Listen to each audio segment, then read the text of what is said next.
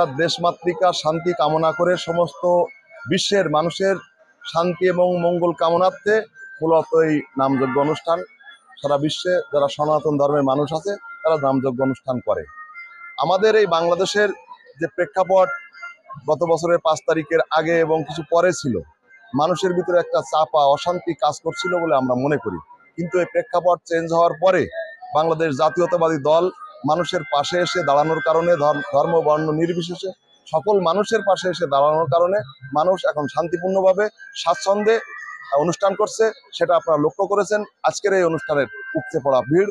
আমরা এই যশোরে অন্তত আমাদের প্রিয় নেতা জনাব অনিন্দ্য ইসলাম অমিত, ভারপ্রাপ্ত সাংগঠনিক সম্পাদক, তার পক্ষ থেকে সকল সনাতন ধর্ম অবলম্বী মানুষকে আমরা শুভেচ্ছা জানাচ্ছি, অভিনন্দন জানাচ্ছি। আগামী দিনে আমরা সকলের পাশে, আমরা এখন যেরকম আছি ভবিষ্যতেও থাকবো, সকলে মিলেমিশে একাকার হয়ে সমস্ত অনুষ্ঠান পালন করতে পারবে।